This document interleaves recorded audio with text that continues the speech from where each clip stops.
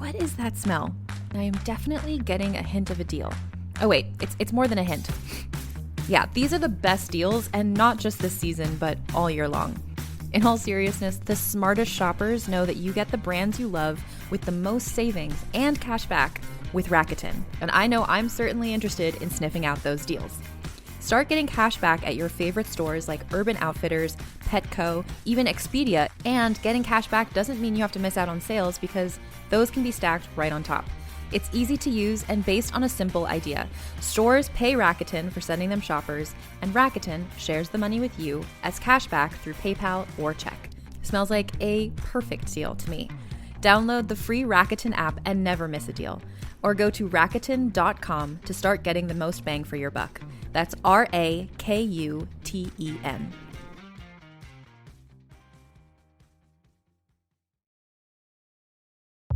This episode is brought to you by Progressive Insurance.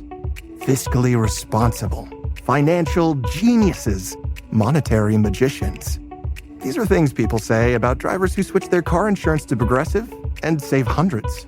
Visit Progressive.com to see if you could save. Progressive Casualty Insurance Company and Affiliates. Potential savings will vary, not available in all states or situations.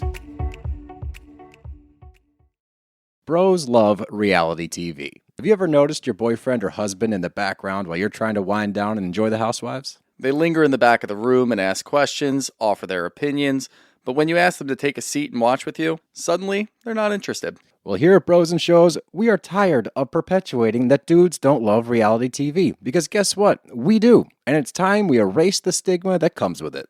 And we cover it all, from Real Housewives to The Bachelor, from Vanderpump Rules to The Traitors, and we're ready to give you our takes. Bros and Shows, a podcast from the bros for everyone, for whoever wants to listen.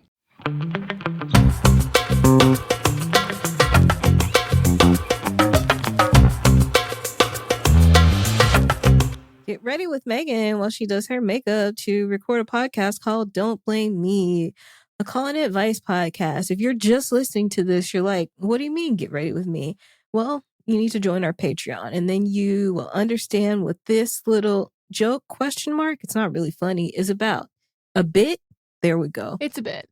I will urge everybody not to look too closely at the this eye that I'm pointing to. I was about to get there. Okay. All right. As she does what she's doing, if she look up, you might notice that her eye, I think it's her left eye. I don't know, because it's like double mirrors, so I'm not sure. Okay. Her left eye, it has some issues. Why, you may ask?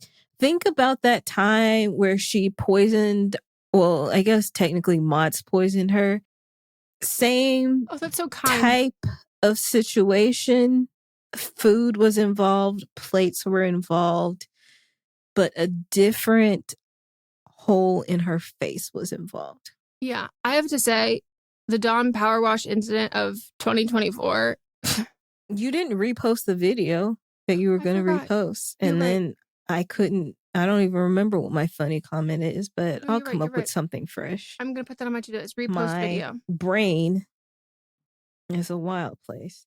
Every time I log on to TikTok, I have 99 plus likes. And it's not because I'm posting anything on my own page. No, you're like Sydney Carmichael. You are comment famous. Yes. And this is why I need to be compensated, because I am part of the reason why TikTok stays afloat. No, you are. And I do wonder if Sydney Carmichael listens to this podcast. Also, I might even be pronouncing her name wrong, but like in my head, that's what it autocorrects to. I don't know who you're talking about. She's someone who follows me, who like she'll comment on my stuff, and like she's always very funny. And then every time I open the fucking comment section in a different TikTok, she's there with one of the top comments. And I'm like, every time without fail, very similar to you. I really enjoy what I do. Well, you bring joy, you bring hee-hees, and bring ha-has to the world. Mm-hmm. And if anybody's confused, one time I accidentally ate Dawn Power Wash, which I love that we're blaming mods for it. It really was, you know. You eating old food? I ate it. You ate old food. It was the same night. He just had already had sprayed the pan to clean, and it was wow, Melissa, it was also Brussels sprouts, and that's what got me today too. Maybe it's Brussels sprouts. Damn, I can't eliminate those sprouts from my life, those baby cabbages. and he had sprayed it, and there was like, extra little crispy leaves on there. And I'm like a clean plate club girl. We grew up in different tax brackets. And so I was like, ooh, let me get one of these as I like pop my way over, like from the living room to the kitchen just for a minute. And I ate it, and then it was on power wash. And I did upchuck in my sink, and I did Google if I needed to call poison control. I also think it was a Wednesday, like the day before we recorded, and then we had to record virtual because I was... Yeah. The reason why, shitting. if it would have been the day of, I would have been like, just drink a bunch of water. But since it was the next day and you were still feeling shitty, then... Yeah. Today I had to clean my contact during our break, and... It's the longest break ever. Well, what happened was I went to go pee, as I told Melissa I was going to go pee, and then I was ready, because I was. And then I was like, oh, I need to clean my contact, because I've got allergies. Pretty much if I have allergies, I have to clean my contacts halfway through the day. And so I went to go do that, and then I was like, oh, I've put my plate away. I'd already washed my hands, prepped for it, put the plate away. And I then forgot to wash my hands again, even though there's nothing on my hands visibly. But your girl had cayenne pepper remnants from like the edge of my plate that I stuck into my goddamn fucking eye. Yeah. So there's that. Here we are for Don't Blame Me. What's Don't Blame Me, Megan? Don't Blame Me is an advice show. It's a call-in advice show. So you can call. We give you advice. But hey, you have social anxiety. You're Gen Z. You're like, I can't. Don't worry. You can record a voice memo. And hell, if that stresses you out too much, you can send us an email. Type it out. Send us a DM. And if all of that is like, whoa, where do I even start? There's a form that Melissa made. We are giving you absolutely zero. You've got no excuses at this point. No excuses. Never stop, never stopping. Nope. Never something, never surrender. Buzz Lightyear. Never give up, never surrender. Sure. Yeah, you can leave us a voicemail at 310-694-0976. International listeners, you can send an audio message at meghanpodcast@gmail.com. If you want to do a written email, you can also send to that email address. You can DM us over on our Instagram, which is just at Meghan and Melisa. And then the form is also listed in the show notes, but it is also in our bio, right? It's linked in our Instagram, so you can check that out there. It's the links in our bio. I do want to say I was completely vindicated I went to a coffee shop last week, the one that I've already spoken on, and they must have had Justin Timberlake radio. It was like every other song was Justin Timberlake or Beyonce or Destiny's Child. And the people in the coffee shop, there was at one point, everybody was just singing along to Justin. And then I got the satisfaction of turning to Draw and saying, see, Black people still love Justin.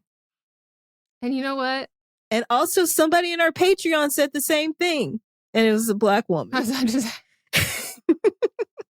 is it a white woman saying, Black women love him? Yes. You know, I am happy you are happy. Mm-hmm. And there you go.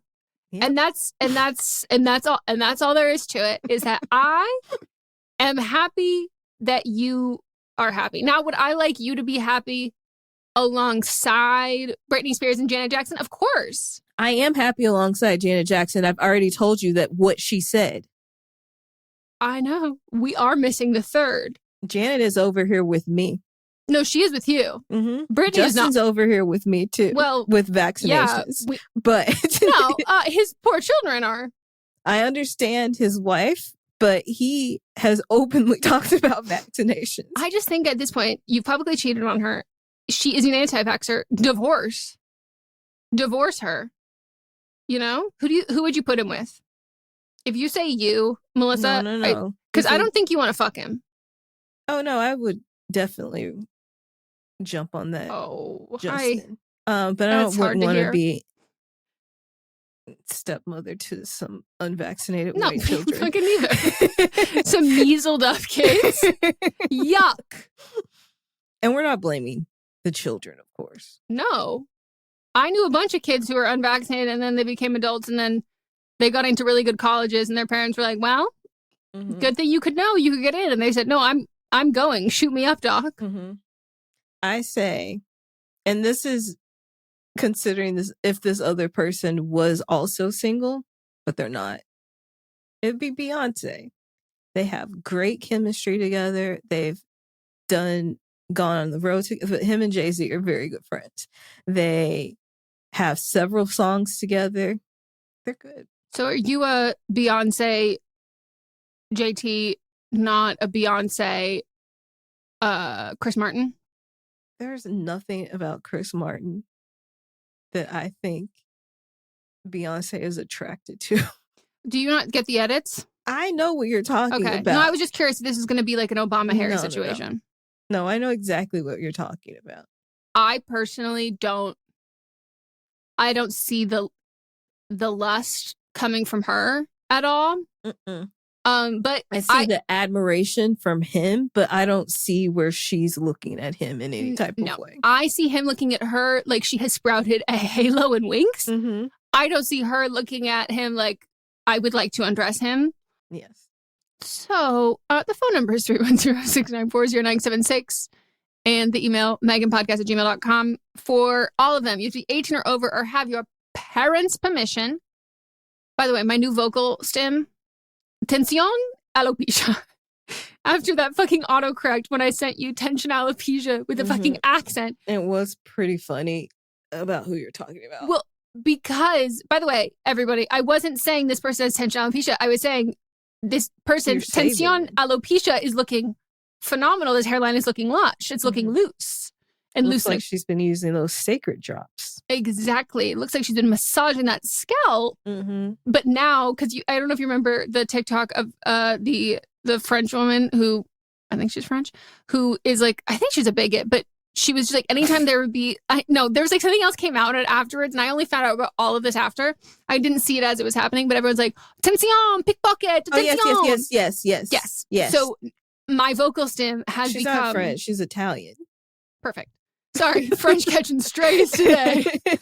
And so, hey, it's a nice break for the Italians. But now my vocal stim, because I sent that accidentally with the accent, because when I was in my Duolingo phase, which I have not been in a while, I downloaded, of course. You're the reason why she got hit by a Cybertruck. That's okay, well, she's back. She is back. So it autocorrected with the accent, and now literally all day I just walk around going, tension, alopecia, tension. Anyways, keep it under 300 words for the audio recording as well as the voicemail. Keep it under 3 minutes. That is not a request. It is a requirement. You will quite literally be cut off after 3 minutes. With the voicemail, it's legitimately a technical thing. We won't get the rest of it. Speaking of our voicemail, I don't know who's been giving our phone number out, why our phone number is ending up on people's butt dials, but we've gotten so many. Is it from the same person? Maybe 6 since last week. Nope. All of them are different. And this last one was a doozy. I might put it on the Patreon. Stop. Was that not the one you played for me? Mm-mm. No way. This one came in after it. I have to say, I'm thinking that this is some of you giving this to like men you don't want to actually give your number to in a bar. This is an old lady. Okay. So, don't exactly know how that fits in. Yep. And it was just a butt dial. Yeah, she is talking about, I don't know. Okay, so here's the thing, is it sounds like she's talking directly into the phone, because the other one was definitely a butt dial. He sounded like he was in an Uber. Yeah, this one sounds like she's talking directly into a phone, but it starts in the middle of a conversation. Okay. Like she's talking to whoever she thinks she's talking to on the phone. That's what it seems like. We just caught her mid-scene. She's complaining about something. But I might put it on Patreon. I don't know. I'll send it to you first and you let me know if we should put it on Patreon. That's so funny. That is like legitimately so funny. So yeah, just tell us everything that's happening that you need our advice on, and we will do our very best to help you and give you the best advice that we can. We do say though that, we're the unbiased third party, but at the same time, you listen to our show, you like us, we want to be on your side, but morally and ethically, we have to tell you the whole truth and nothing but the truth. So tell us if you're sensitive, but just know that we want what's best for you. And if we have to tell you that you've done some deeds, then It's usually said with love. It is said with love, and we want you to we want you to improve. Like we all want growth and change, and all about possibility. All right. Should we get into the first line item? Yes. It is an update, and it's also an interactive update for us. I love interaction. Hey, Eminem. I'm the writer of the title submission from Better Dating App Matches. Following up. Why do I want to date men? I really don't know. But the dating pool of women and non-binary folks is limited. I end up swiping through mostly men, and I'm trying to make the best of it. As two straight women, I know there's only so much advice you can offer on queer dating. So I wanted your advice for men, and in the group chat, I'll commiserate on my sapphic dating woes. As for other questions brought up, I've tried all the apps, but currently use Tinder and Hinge. I have what I'm looking for, long-term or long-term open to short, when debating if all I actually want to do is fuck them, like y'all suggested. By lack of sexual chemistry, I meant with people I've met on the apps and then gone on 2 to 5+ dates with. In most cases, kissing them would be fine, but I had no desire for anything more, and there just wasn't a spark. By good conversation, I mean banter and conversations that flow naturally and reciprocated effort, asking questions and trying to get to know me. I also don't want men being overtly sexual right now on the apps. My freak is being matched after taking on/off the apps, a couple dates or gradual escalation towards spicier conversations if the vibes are right. With those, the physical attraction is there, but I need mental connection too, or I inevitably get bored of hot guys with conversational skills of wilted lettuce. I've tried it all, changing pics, updating prompts, adjusting preferences, taking the breaks, but I still feel unable to find someone I enjoy talking to, spending time with, and want to fuck. Thanks. And then they also sent on our Instagram, they sent their dating profile to us. Oh, perfect. Right off the bat, you can't go on 5 dates with someone who you don't want to fuck. Nope. That's a wait, like 2 dates maximum. But I do think that like you would know by 1 date. And if you are someone who knows that like if you can have sexual attraction from, because some people, it has to build.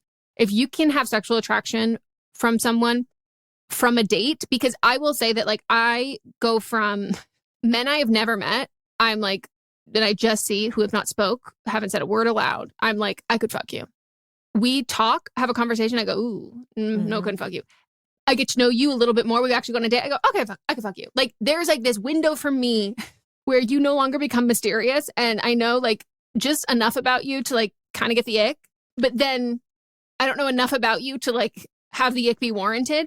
So I need to have like 1 day. But like, if you are someone who like you can know immediately if you're attracted to someone or not, and like if that banter and that spark is there, I would say 2 dates maximum, but like realistically 1 date. Like 1 date. Like I think that you're investing far too much time in people who you're not. Yeah. Do you know what I mean? Because like I think that would free up a hell of a lot more time. Also, naively, am I now thinking, are you getting men and women and non-binary people all in one feed? I think so. Oh. I think that's how it works. Oh. You just, when you click everybody that you're interested in, then you just get everybody. I thought it switched. Like how Bumble BFF switches. Oh. Okay, so that makes sense if you're like, you literally mean the dating pool of the matches you're being fed are more men. Yeah. That makes sense. You sent us your profile, and I see on your profile it says long-term partner, but you mentioned like you'll do long-term or short-term if you just want to fuck. But you did tell us in the original one that you're like just looking for long-term. So I would only have that listed and not the second, which you do. The one that you sent us only has long-term. But I don't know if on the other app, because you said you're on 2. I think this is Tinder. I don't know why that one is even an option. It used to not be. Like, there's no reason for it to exist. Like, this isn't like it's fucking for like people Christian that just mingle. want to fuck. That's what it is. But people who just want to fuck also, guys aren't necessarily, or like and we're talking about like shitty dude. People will put whatever that's gonna get them laid. Mm-hmm. Like, it's not. Do you know what I mean? Yeah. I wonder if also it might be people fetishizing you, like men, when they see that you're bisexual. Can they see that? Yeah. Hmm. So I wonder, but you can hide it, I believe. I'm not on Tinder, but I think you can hide it where like other people can't see. And I'm not, it might be where you know, don't want to hide any part of you. But Mhm. like if you are getting guys that are like thinking that, you know what, if I hook up with them, then maybe they'll bring Yeah. another woman around. Or like they're bisexual, they're slutty. Like Yes. they like to have threesomes. Yeah. And I think if it's about like wanting to make sure that this person's like not a bigot, which again you can't really tell, but or they're a safe person, keep your pronouns. I think that Yes. filters the same. The people who are going to self-filter out, I think will self-filter out with that. Mm-hmm. I have to say, with love, I think I would take your college off of here. I think most of them have college on there. Like, well, I think your location is hard because your location is like I could see you having the same issue as the person who was like, why do people? It feels like on dating apps people just think I'm a good time. Oh yes, I see what you mean now. It had to scroll back up. Yeah. Yep. So I think your location is tough. I also think your job is tough. Like I think there's a specific, like I'm telling you right now, there's a specific type of dude who is like immediately going to like, what they're going to see is they're going to be like, this is somebody that likes to take charge, but is also a partier. That's what it's saying. And I know like these are both things are very admirable things. Like hell yeah for your job. Totally. But I'm just like, it may be attracting a certain type of man. And and you can tell people like after you get to know them a little bit, like what you do. But yeah, it's just you're in a tough dating scene. Like I don't know, like I think every woman talks like this dating scene it's regarded as being like tough. And I think like your bio and like what you write yourself is like the antithesis to the stereotype of your college plus where you live plus the job all together. I don't think the guys are looking at that. I think they're looking at the bullet points of job, location, school, and not looking at your bio. Because to me, that's immediate, easy banter. Like if I saw a bio with this person and I swipe right, I would immediately, like I would have something to say that has a really good kickoff point for banter. So I don't think I don't think any of the things you've put in yourself are an issue. Like the pictures there's nothing like sexual about your pictures, so I don't know why. And you say you have changed it, but so that tells me it's just there's subtext that people are reading into. Yeah, and also because they have to keep scrolling. Yeah. So I would remove that, saying that you're someone who texts back quickly. Not that that's an issue that you're facing right now, but that kind of it gives men an expectation. You know what I mean? Makes them feel important.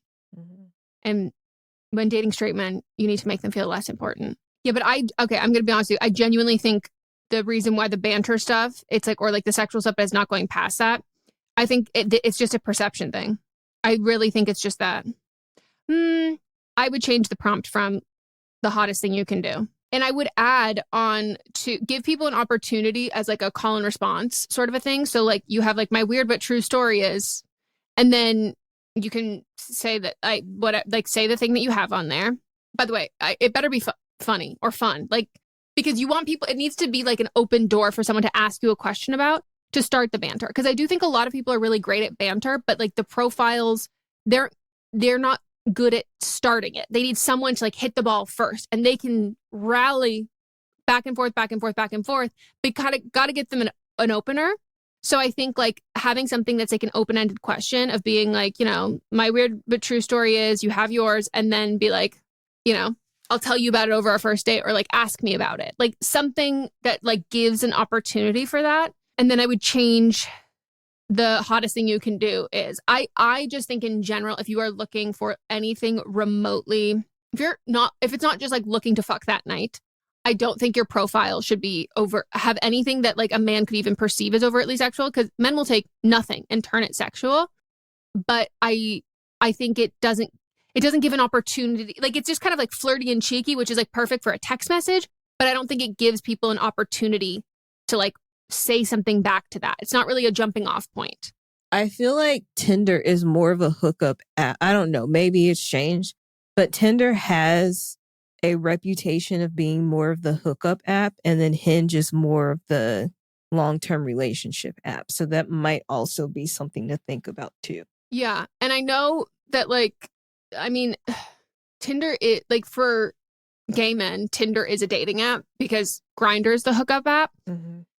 So I don't know if, it's like when we said before, when someone doesn't use, would we say they didn't use Tinder for friends? And all of the lesbians were like, no, you do. Or was it Tinder? Yeah. And we were like, sorry. I don't remember. Our straight was showing. A dating app. Whatever it was. And we were like, that's not a thing. And everyone's like, no, it is in fact a thing. And I was like, oh, okay. Our bad. Not gay. Thank you for educating us. But you asking for our opinion as straight women, and if the people that you are talking to are most often in this are straight men that you're looking for advice on, Tinder is perceived as definitely more of a hookup app. And I also would say that photo-wise, you need a fun photo. You need a conversation-sparking photo. And I have that whole thing in my, what's it called? In my book. What's it called? My fucking book. But you want a photo in there, I think, that, again, give someone the opportunity to respond, to say something to it. So I made a friend of mine change hers to a photo of her eating chicken wings, and she's covered in barbecue sauce. And she was like, this is so embarrassing. No. And I was like, put it, I promise you, in the sense of being when you just have photos of you looking pretty and you have a couple prompts or whatever, sometimes guys are not always very creative. And so giving someone where it's an easy way for them to start a conversation or ask a question, I think that's just a great way to do it. And even a photo of you making a funny face, just something that's silly, and it's not about being pretty, because you look pretty in the first 5 fucking photos. The 6th photo doesn't go, oh, of course this person's crazy looking. But for a long time, you would see people who would always do it with the dog fucking Snapchat filter and shit. Don't do something like that, but do something that is fun or funny. A lot of times in LA, you will see people who it's them with the most random celebrity ever. And people can be, oh my God, how did you meet them? Or, whatever. Or even sometimes I think a screenshot is funny. A screenshot of your favorite tweet. Something that is just breaks up the monotony of just the photos and the prompts. Yep. It's the setup of a joke. You have to give someone, you have to set it up. And I think we can want someone to be really great right off the start, no prompting, but straight men, they don't have to learn how to do that. They're not scrappy like that. All right. We're going to take a break. When we get back, we'll get into giving more advice.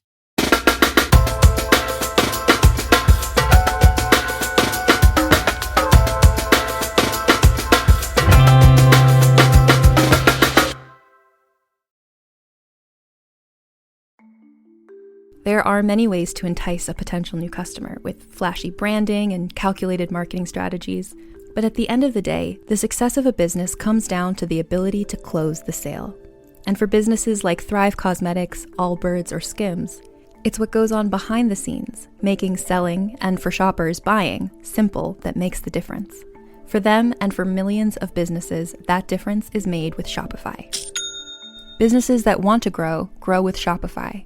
Because if your goal is growth, your commerce platform better be ready to sell wherever your customers are scrolling or strolling. And Shopify will make sure you're ready. On the web, in your store, in their feed, and everywhere in between. Nobody does selling better than Shopify. And with Shop Pay, they boost conversions up to 50%, meaning way less carts going abandoned and way more sales going. It's no wonder Shopify is home of the #1 checkout on the planet. Upgrade your business and get the same checkout Allbirds uses. Sign up for your $1 per month trial period at shopify.com/realm, all lowercase. Go to shopify.com/realm to upgrade your selling today. That's shopify.com/realm.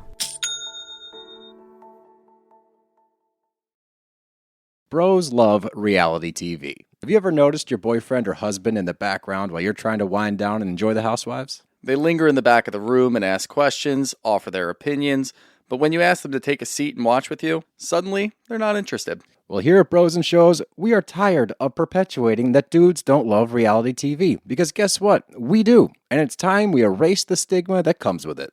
And we cover it all, from Real Housewives to The Bachelor, from Vanderpump Rules to The Traitors, and we're ready to give you our takes. Bros and Shows, a podcast from the bros for everyone, for whoever wants to listen.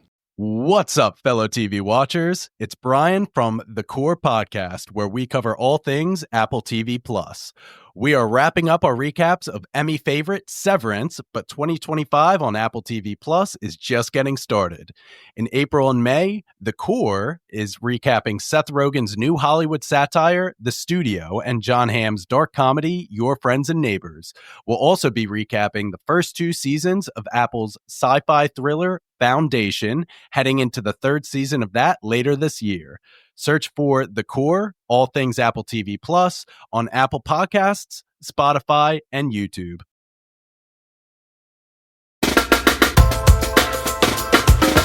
And we're back. It's time for us to give some advice. Hey, Meghan and Melisa. I broke up with my boyfriend 2 months ago. I am 36, she, her, and he was the same age. We were together for 5 years, and one day I just woke up, looked at him, and I was like, I don't really see this thing going anywhere else. I think I was just comfortable in our relationship and didn't realize it had ended a long time ago. Then Aaron came along, 38, he, him. I met him on Hinge. I wasn't looking for anything serious. I just wanted to practice dating again, as bad as that sounds. But I was in a relationship for so long that I didn't really know what to do or how to act. Aaron is amazing, and I accidentally fell in really strong like with him. But I feel like after being in a relationship for so long, I shouldn't be jumping directly into a new relationship. But I could actually see myself having a future with him. Do you guys think it is too early for me to jump into a serious relationship? But when did this happen? Because you broke up 2 months ago. Yeah, it was within these 2 months. No, but has it been a week, or was it 1 month and 3.5 weeks? I think it's way too soon to be thinking about a serious relationship. But I don't see why you can't date Aaron and date other people. And then when you're with these other people, you're like, you know what? I still like Aaron. Because I don't want you to be just like the first nice guy that you like that comes along. You're like, okay, I'm feeling these exciting things. This is what I was missing in my old relationship. But it just could be those sparks from something new when you've only been with the same person. Well, I don't know if you were monogamous, but I'm assuming that you are. You've only been with the same person for the last 5 years. So if you're comfortable with it, because some people don't like dating multiple people, but I would say, date some other people along with Aaron, and he might win out in the end, or you might realize it's just that sparkly new thing that's making me feel new tinglies that I thought were gone a long time ago. Yeah. I don't mean to offend with this question. Does Aaron want a serious relationship with you? Because I will say that I do think someone who is ready to hop into a new serious relationship with someone who literally just fresh out of an old relationship, to me, it's a red flag on both ends. It's not a good call when you are the one who has just ended the relationship, hopping into a new one before you're ready. I also don't think it is a good, if I had a friend who was being like, yeah, so this person, they just got to have a serious relationship, but I think we're ready, to hop. I'd be like, what the fuck are you doing? I think but I'm not saying it's a villainous red flag. It's not malicious on either of your ends, but I do think it's a bad call and a bad judgment call for both of you. I don't think it's a good call to get into a relationship with someone who has just had a big, long, serious thing. I think you should be more careful with your heart than that. And I also think that you should be more conscientious of the timeline for you, but I understand getting caught up in the feelings on both ends. I just think it's a bad call all around. And I think if someone is reassuring you, if you're expressing I'm concerned about and if he's like, no, it's so fine, it's okay, that to me becomes a little more of a malicious red flag. The same way I think it would be if he was really hesitant about it and you were like, no, everything's fine, because we all know that you're still processing this and you're still this is really fresh and new. And I think timing is everything. You buy milk from the grocery store and it is within a perfectly fine window to be sold. Then you have the window of when you can have it at your house. And then the milk that was once fine suddenly becomes like a curdled, moldy, disgusting mess. But like just because it worked at one point, no. You have to pay attention, I think, just to the timing, because you can ruin perfectly good things and things that might have been successful before. And this to me is like buying a gallon and a half of milk on expiration day. Like it's kind of doomed from the start. If it really is as like faded and as perfect as it should be, you will have a healthier and better relationship if you put a pin in it and live your life, heal, and then come back with like clear eyes, a fresh viewpoint and a fresh stance, and like a lot more life experience and like growth from the relationship ending. I just think you'd be a better partner. Otherwise, you have to go through like the growing pains and like learning curves of ending this long-term relationship while in a new one. Yeah. Sure, it might work out, but like it's going to be a hell of a lot harder and it's going to be much more of an uphill battle. But I would suggest maybe getting off the dating apps with love. Go out and hook up with someone. You don't need a dating app to get laid, you know? All right, next one. Hi, Meghan and Melisa. I'm 22, she, her. I've been secretly with my boyfriend, who is my gay best friend's cousin/roommate, for a year and a half. Well, it's not that secret. Everyone close to me knows about it except my parents. The problem is they're extremely religious and my boyfriend is not someone they'd want me to settle down with. He's 24, works a boring corporate job, but he's never stepped foot in a church. He doesn't not believe in God, but has never sought a relationship with him either. He's a good person, but he drinks and smokes weed, not cigarettes. Gross.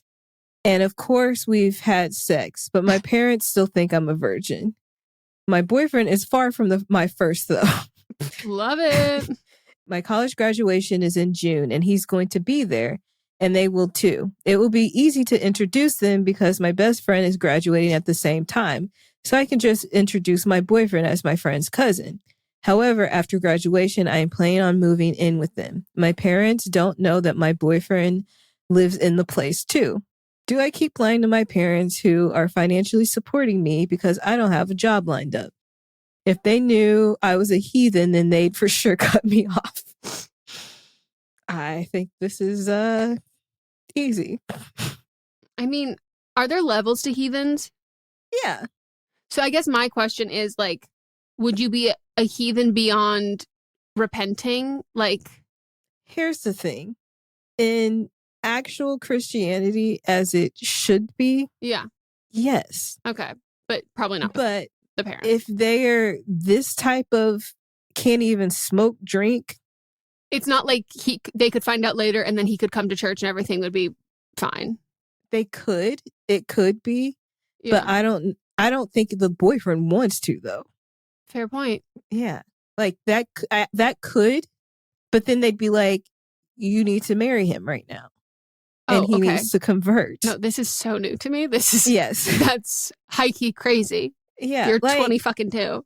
For me, like, for my level of Christianity, all this that you're saying is acceptable. These are not sins. Yeah. But it just depends on where you are. Are they very conservative? It seems like it. Yeah. I say you just keep milking them for what they have until you get a job, and then you can be, you can tell them the truth. Yeah. Like, I guess my question is like, can you do that? Or are they the kind of people who are going to cut you off forever? Like, because you did a bad thing, quote unquote, in their mind. You did a bad devilish thing in your past. But it won't really be the past because she's going to be living with him. She's moving in with him. No, I mean, if she gets a job and has money and is able then to be like, hey, mom and dad, we're actually dating. And, yeah, he's not a Christian. Not just dating. We live together. Yeah. And like, I'm with him and I understand that like this goes against everything for you, but like I am financially independent and like, because of that, like I'm doing my thing. Are they the kind of parents who are going to be like, well, you are financially independent. There's nothing I can do. Like, hopefully one day he'll come to church with us. Or are they going to be like, you're going to burn in hell forever. You're dead to us. Never speak to us again. Yeah. Because I do think there's a big question between those two things. And here's the thing. If it's the latter, there's like no way you're going to be able to like live your life. Unless you find this good Christian perfect boy, which doesn't exist. No, exactly. And also like, it doesn't sound like you align with like all of that. And like you will butt heads on other things then, even if you can like manage to like keep all of these things like secret and private and they never find out and like all of that stuff. Eventually, if you fundamentally disagree on like a good amount of things with your parents, specifically about like conservatism and like your religion, it will show up another way. And I think in general, as someone who is not religious, was not raised religious, I think that there is, you know, I obviously would want to support whoever I'm in a relationship with all of this kind of stuff. But for me, I would not feel comfortable dating someone who had family in a really high demand religion that they were living outside of, and that I was also a part of like the tabooness, because like it just puts strain on the relationship, point blank. Like, because if that becomes a representation of rebellion, of defying your parents, of right and wrong and all of that. And like, I'm not saying you signed up for it because I'm assuming this was the religion you were raised in, but your boyfriend also didn't sign up for that. So, but it also seems like you're making your parents believe that you're still very much in line with what their beliefs are. But those aren't your beliefs. Yeah. And especially for like the virgin thing, not in a religious way. You know, I've had experiences like with this, but I guess I'm curious about like, is it because do they expect for you to tell them, or do they expect that you will only have sex when you get married? Or is it like, are they like interrogating you about, are we getting to the level of, are they asking about your hymen being intact, which is not legitimate? So like at what scale are you lying? Are we omitting the truth, or are we creating an entirely different false narrative and like false persona? Like, are you wearing different clothes that are like not just like the same clothes you'd wear babysitting, where you're like, oh, more family appropriate? Like, are you, you know, having to like swap decor in your dorm? Like, how much of this is it hiding versus like overtly lying? Because I do think the issue is then your relationship with your parents, not the romantic relationship you're in. Yeah. And it's hard to do. But I will also say he's in a relationship with you and he knows this about you. For me, I wouldn't be in a relationship with someone for 1.5 years who is in a high demand religion lying to their parents, and I'm a part of that. But also, like he's more okay with that than I would be. So I do think that I don't want you to take what I'm saying as like, oh, he's not cool with it, but it's just that it comes with a lot. But also, they know that your best friend is gay and they're okay with you living with him. So maybe they aren't as... Oh, do they? Because why else would it be okay for them to know that she's living with him? Because is the gay cousin a boy? I just assumed that, because like, why else would it matter to mention that they were gay? Oh, good point. Good point. Wow, very good point. I would have never caught that. Yeah, no, that's a really great point. Like, how much of this is like, I don't know, Bible school, whatever the, I don't know what religion is, but like whatever, like how much of the conservativeness has come from assumed expectations or like what you've like, what you were told or preached, or like the church or the religious building that you go, what are they called? If it's not a church, like if it's not Christianity. It could be a mosque or no, I know, but what a religious, I'm trying to do like a word that is encompassing all of them. Building is fine. Yeah. So like whatever that is, like how much of that is like assumed? Because let's say this is Mormonism. A lot of people learn Mormonism through their like church and school and stuff. And like some families are like heavily teaching that. But then like some people like go to fucking BYU and then they realize that there are huge, ridiculous, insane fucking aspects of their religion that nobody told them about. And so I do wonder, like, are you assuming your parents' views align with like the church or the place that they go, the religious organization that they're affiliated with? But yeah, it's a really good point, because if they're fine with gay roommate, are they fine with your gay roommate in the sense like, you know, I'll be praying for him as he burns in hell for all eternity? Or is it like, I'm so happy he's not going to get you pregnant. Right. Or is it just like, we're fine with him? Or is it they just ignore it? Mm-hmm. And they've just said that. But even with I feel like with super conservative people, if that's what they are, then they wouldn't even be okay with you living with him. And then they're also paying your rent because they'd be like, the lifestyle might rub off on you or some shit like that. And they also believe it's a choice. And it's like, maybe one day he'll wake up and want to fuck you. Mm-hmm. Yeah. You know, this is it. Yeah. This is tough. I think like if your plan is like, I have my family and I are like not aligned on anything. Like we really don't get along. I'm like fundamentally against all this. They like, you know, if it's like really bad emotionally, if you're like, I'm biding my time until I can be financially independent and then like, I'm never going to see these motherfuckers again, then lie, keep the money. But like, if there is even a small part of you that is like at all hesitant to that, or like you do have a good relationship with them and you think that like, this is the only thing in the way. And, you know, it doesn't feel like an entirely lost cause. And you see them in your life if you want to have kids eventually, or like if you get married, do you see them at your, like, what is it because like, oh, well, I can't see them because they'll be so upset. But it's like, do you want them there? Like is it not just like a hypothetical idea of what your parents could be versus like, you know, at the end of the day, are they going to show up for you? Like, at the end of the day, are they there? Are they going to be there for you?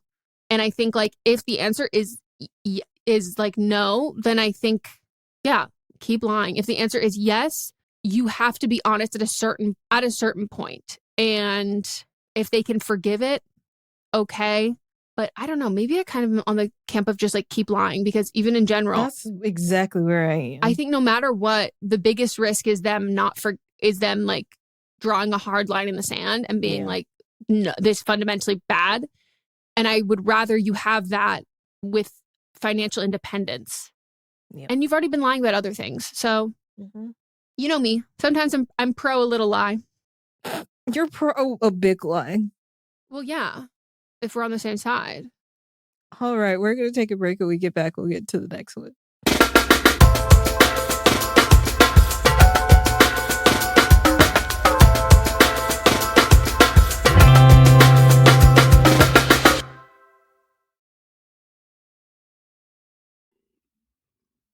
I'm Ann Foster, host of the feminist women's history comedy podcast, Vulgar History, and every week I share the saga of a woman from history whose story you probably didn't already know and you will never forget after you hear it. Sometimes we re-examine well-known people like Cleopatra or Pocahontas, sharing the truth behind their legends. Sometimes we look at the scandalous women you'll never find in a history textbook. If you can hear my cat purring, she is often on the podcast as well. Listen to Vulgar History wherever you get your podcasts. How does weather work? What's the secret to having a great conversation? How do most wealthy people get that way? These are just a few of the topics we've recently covered on my podcast, Something You Should Know. Each episode covers multiple topics that are likely relevant to you. I'm the host, Mike Carruthers, and listen, we've got over 1,000 episodes, over 4,000 mostly 5-star reviews. I invite you to check out Something You Should Know, wherever you listen. I'm Amy Nicholson, the film critic for the LA Times. And I'm Paul Scheer, an actor, writer, and director. You might know me from The League, Veep, or my non-eligible for Academy Award role in Twisters. We come together to host Unspooled, a podcast where we talk about good movies, critical hits, fan favorites, must-sees, and in case you missed them. We're talking Parasite to Home Alone. From Grease to The Dark Knight. So if you love movies like we do, come along on our cinematic adventure. Listen to Unspooled wherever you get your podcasts. And don't forget to hit the follow button.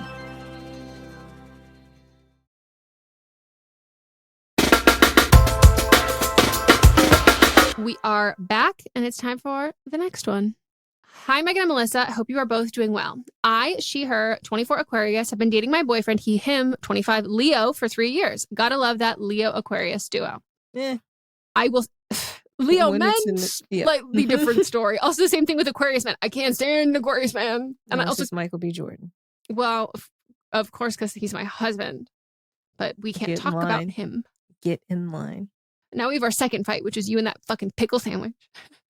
We have great communication, have never fought, and have been living in our house together for 1.5 years. I feel comfortable asking him about everything except for one specific topic.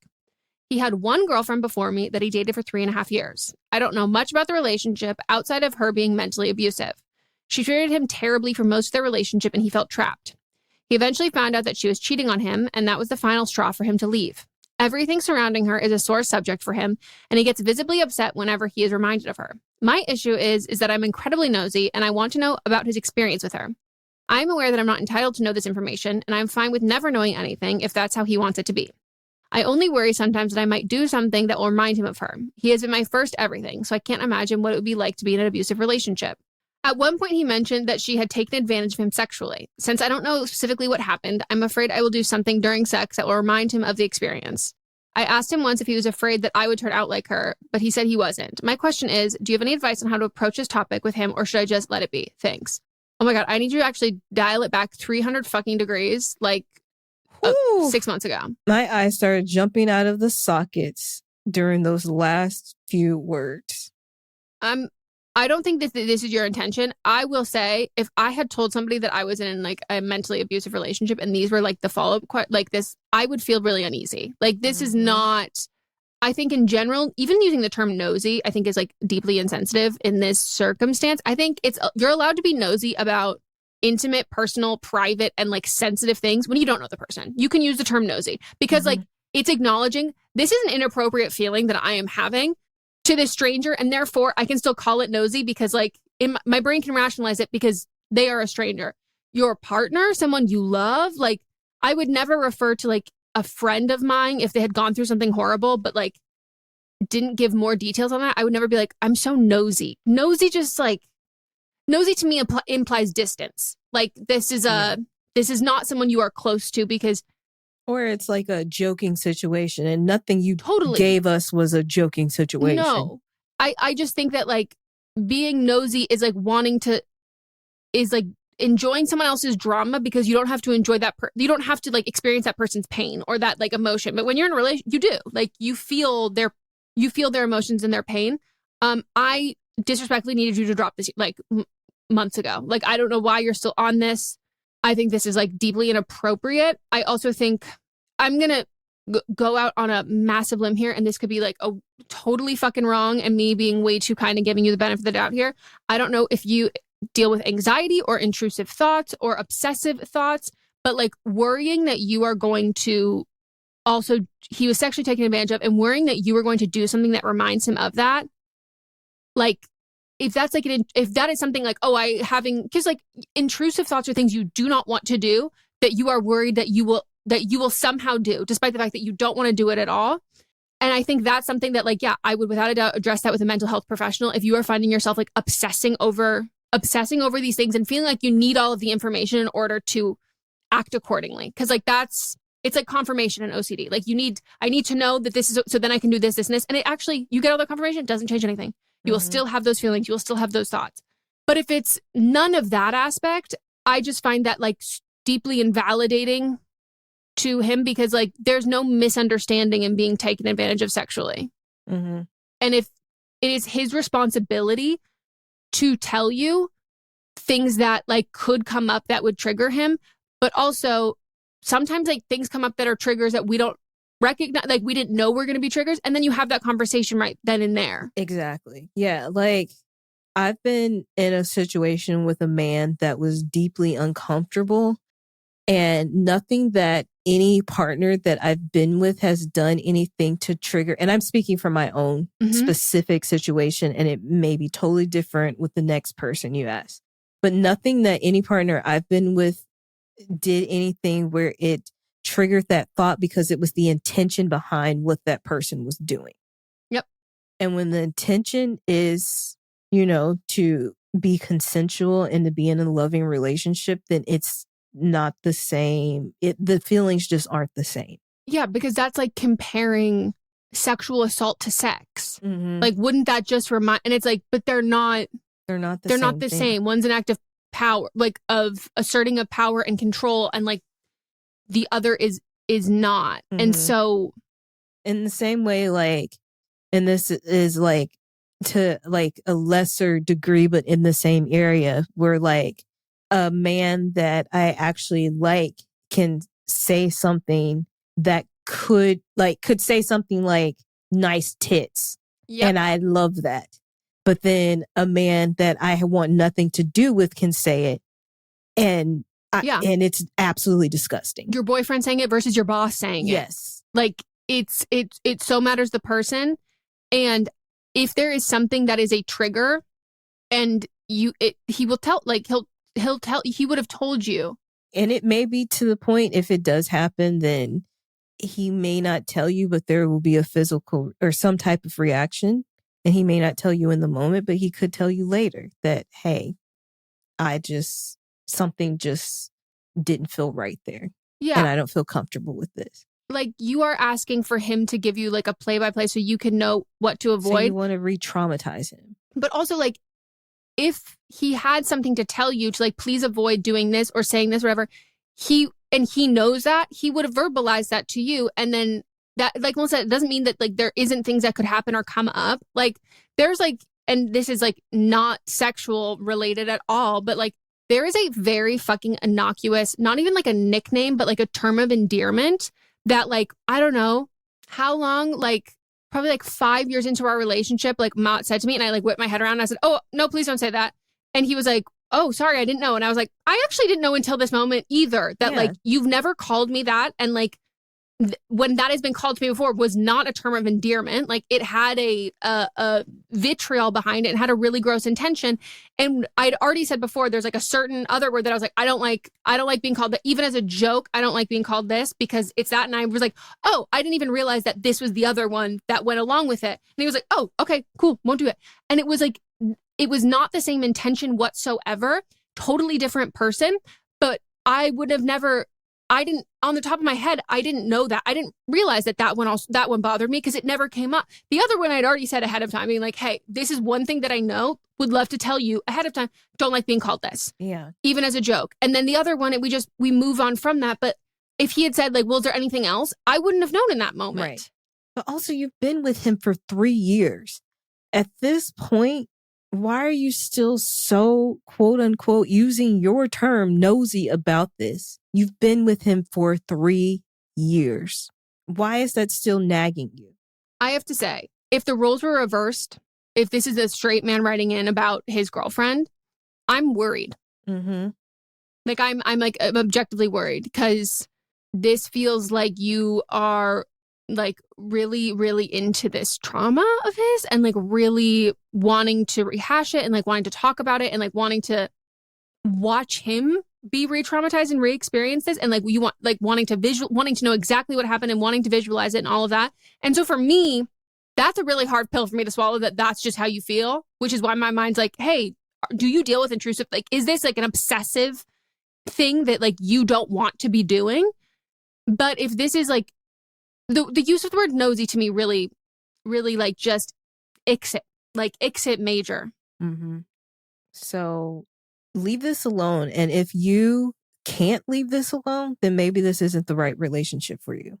Yeah, then leave him alone. Mm-hmm. Because this is, like, super not fair. And if you keep saying, like, oh, I can talk to him about, like, anything, then you have to fight. Yeah, then you have to assume that he would feel the same way, and, like, that you would be able to trust him, that if something came up or something made him feel uncomfortable, that he would say that to you. He would tell you. Again, it's been 3 years. Yeah. Why can't you get this out your head to the point where you want him to relive the bad thing that he's been through? Yeah. An obsession with, like, wanting to prevent any sort of conflict in a relationship will be a detriment to the relationship. Mm-hmm. And you can't say, like, oh, we're great at, like, we don't fight, all of these things. Is it because you've been hyper vigilant about all of these kinds of things? Because you will never be able to predict and prevent and shift everything about how you act in a relationship, things you say and things you do, in order to be the most, like, palatable, non-triggering. Like, that's just not how we as humans work. Conflict, you have to also have conflict and get over conflict to be in a healthy relationship. So, yeah, this feels concerning. All right, we're going to take another break, and when we get back, we'll get into Don't Blame Them.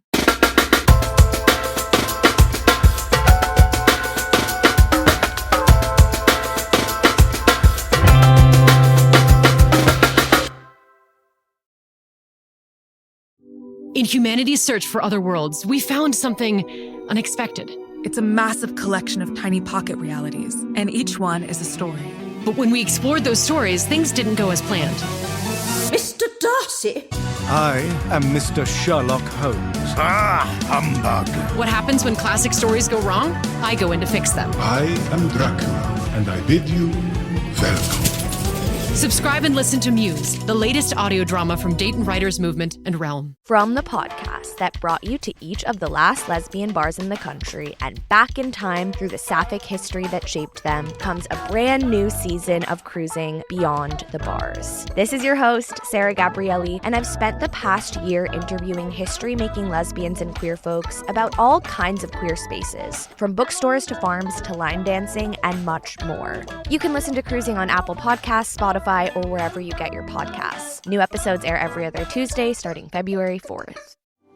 Do you love Disney? Then you are going to love our hit podcast, Disney Countdown. I'm Megan, the Magical Millennial. And I'm the Dapper Danielle. On every episode of our fun and family-friendly show, we count down our top 10 lists of all things Disney. There is nothing we don't cover. We are famous for rabbit holes, Disney-themed games, and fun facts you didn't know you needed, but you definitely need in your life. So if you're looking for a healthy dose of Disney magic, check out Disney Countdown wherever you get your podcasts.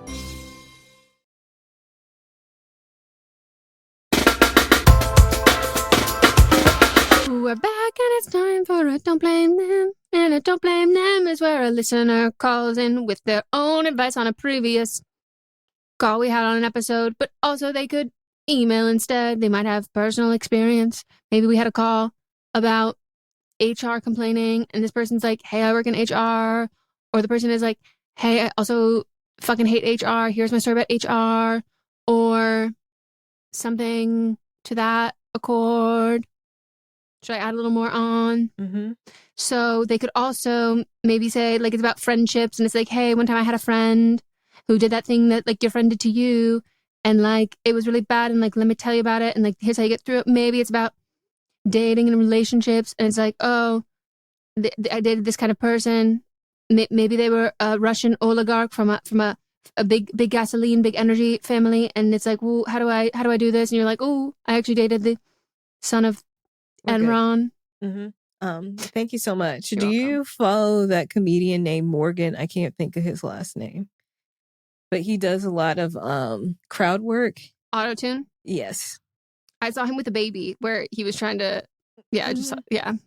By the way, I have been doing that shit for like ever. Like that was like my friends and I like early high school, middle school, like, you know, this I have to say for the fucking puritanical, virginal Gen Z.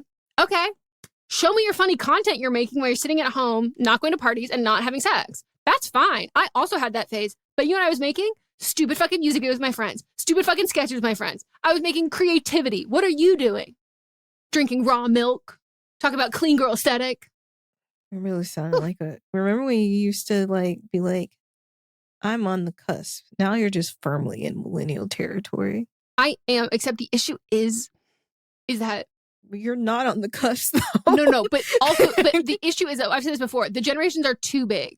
So my issue is that all the millennial content that like when I try and engage, because I want to get the Gen Z stuff off my page, it's all 80s millennial. And I go, I am not here for But then it's like hilarious to me because like Jamila and Mecca are younger than you. And they talk about the same things that I talk about. I think TV. It was the TV divide. Yeah. No, TV's the biggest issue. That's why. No, listen, it's always been always has been the issue because specifically in terms of like content They're references. True cuspers. I always related more to like my friends' younger siblings because that was when they started being able to watch TV. Was when I was. You know what I mean? Like I wasn't watching that shit until I wasn't watching it until I became friends with people who had TV, which was middle school. Yeah. That's the issue is I didn't have TV and my friends didn't have TV until I'm 12 years old. That's crazy. Yeah. I learned what the Pussycat dolls were when I was 12 years old. And then very quickly, I was doing the as seen on TV or what is it? The DVR, loosen up your buttons chair dance in one calendar year. Well, then that was one of the, I guess that does add up.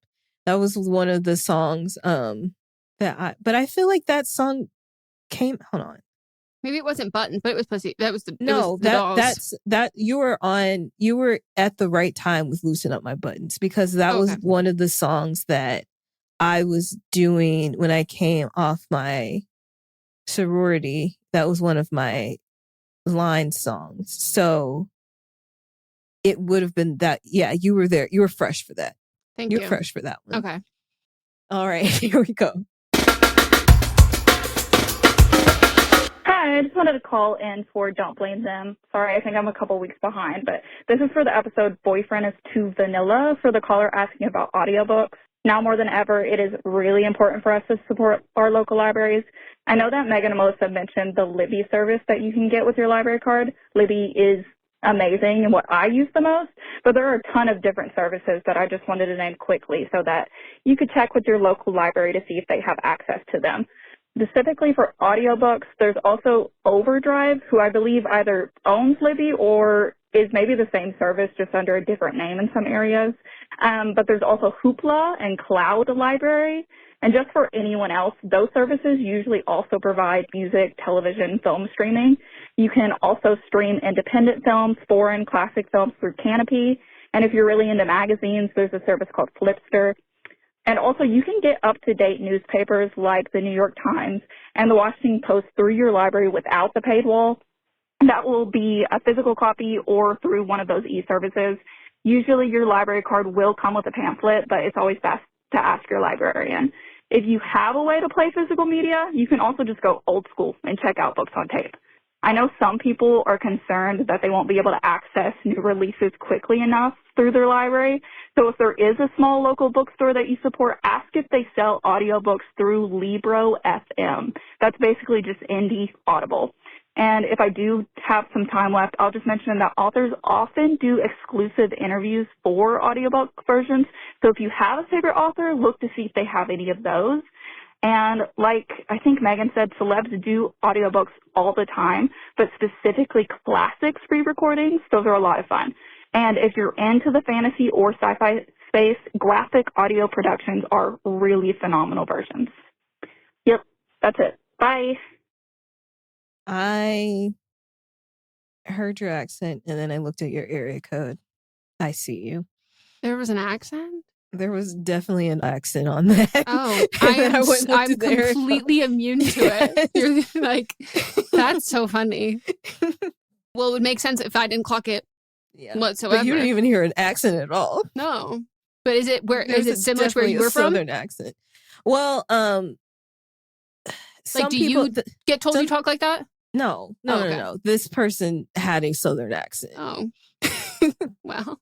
Thank you for the advice. We do not support the New York Times. No. But you may not know. Some people don't know. Yeah. And specifically, we do not support them for, like, will I say that I love that Mott subscribes to them full time for the games and the recipes? No. Will I understand that some people are like, oh, I just really love the games? You know, okay, we can work our way out of that, but objectively, please do not be going to them for the objective news. They're also coming for the trans community for no reason. Insane, and they have been, and this is not like a brand new shit. This has been over the course of the last 2 years, and a little bit longer than that because we were covering it when I was 22, doing. Yeah, probably. I was doing that podcast called Queerly. And it was always talked about on this. Actually, it was a sister podcast, but I can't remember the name of it. But it was that one was more serious. Queerly, it was more of the pop culture one. But I was producing both of them. But it was talked about pretty much every episode, and that was in 2021. Yeah, writers, all of that stuff, and also with free press, all of these things. It's just they're not on the right side of what you want to be on. And I just think in general, it's the same thing why I would say right now, please don't go to Variety for unbiased reporting on Rachel Zegler, or Monica Barbaro. Yeah, yes. Or anyone on gender. And also anybody who has said that hey, not a big fan of genocide. It's just, and it's not necessarily the entire publication in Variety's sense, but when you are platforming that and you are not platforming the other, or you're well, everyone deserves an equal voice, No, especially when you write in a very different tone and use very different words. Mm-hmm. But also, a lot of it's like opinion pieces and not coming from actual journalists as well, but you position it in a way that it looks like it's coming from journalists. Well, it'll be like, we actually need to hear all sides. So someone who's trans is going to come in here and talk about, they're going to write an article about like why they deserve to like not be dead. And we're actually going to have someone who's a transphobe come on and say why they think they should die. Mm-hmm. Yeah. Huh? Yeah. Not every side needs two opinions. Yep. But in case you didn't know, some people don't know. Yeah. And just don't go, again, just not for the news. Ideally not for anything. But I know some of you bitches are addicted to Wordle. Wordle's one of them. But they, like yesterday, I got this ad for this really incredible looking chicken and rice recipe, and then I clicked and it was the New York Times. And first of all, they were asking me to pay, so I wasn't going to pay anyway, but like it snuck in. Send it to me. I'll screenshot. That's like, so he has the year-long subscription. Mm-hmm. I'm screenshotting everything that we like. Great. So send it to Give me. me that deviled eggs recipe. I had it a long time ago and I lost it. Best deviled egg recipe. Okay, you have to be a little more specific than that. Because it's the New York Times deviled egg recipe. Melissa, like I haven't looked it up, but I'm going to tell you they have at least 150 deviled egg recipes. It's the one that has the most reviews? Yes. Okay. It's like the one that they're like known for. Okay. Now it makes you want to like think about all the different variations they're probably doing. Okay. Well, we hope you all enjoyed this episode. Tune in tomorrow for Fisting Friday. Someone was taking it from a different end. If you'd like to see who that was, look at our Patreon. Holy shit. Okay, she's selling it. Hey, you're a saleswoman. I'm not here to knock it. And then on Monday we'll have But Am I Wrong? Tuesday. See you next Tuesday, Wednesday. Listen to your very favorite episode. Thursday, we'll be back here for another episode of Don't Blame Me. Goodbye. Bye.